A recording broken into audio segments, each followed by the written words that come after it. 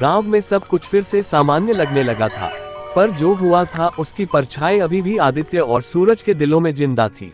सच कहूँ तो यार, कभी कभी लगता है वो जंगल हमें अब भी देख रहा है। हाँ, कुछ तो अजीब है। उस रात के बाद से हर रात कोई न कोई अजीब सपना आता है।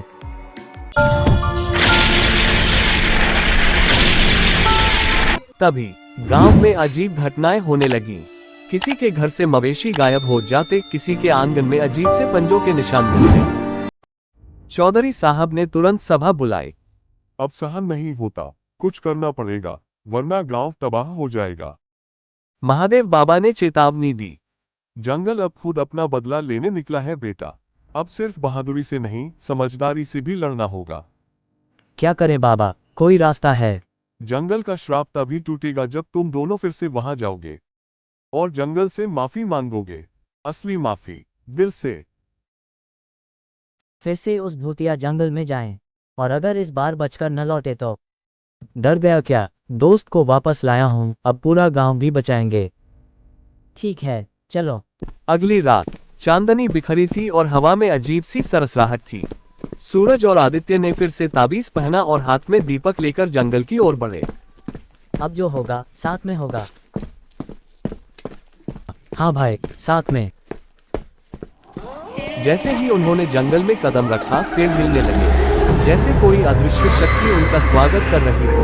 हर कदम के साथ अजीब सी फुसफुसाहट बढ़ती गई। तुम फिर आ गए, क्यों आए हो? क्या अब भी कुछ बाकी है? हम माफी मांगने आए हैं। हम जानते हैं कि हमने जंगल का अपमान किया, पेड़ों को काटा, जानवरों को सताया। हम शर्मिंदा हैं। आकृतियां धीरे धीरे पास आने लगी। हवा में दर्द भरी चीखें गूंजने लगी।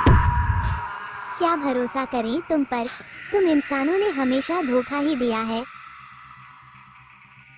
हम वचन देते हैं, अगर हमने फिर गलती की तो जंगल खुद हमें सजा दे, लेकिन एक बार हमें माफ करो।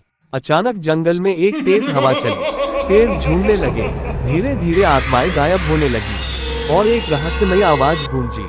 ठीक है, एक आखिरी मौका, लेकिन याद रखना, जंगल सब देखता है। अगली सुबह गांव में सब कुछ फिर से उजला सा लगने लगा। खेत हरे हो गए थे, मवेशी लौट आए थे और बच्चों की हंसी गूंजने लगी थी। चौधरी साहब ने सबको इकट्ठा कर कहा, आज से जंगल की पूजा होगी।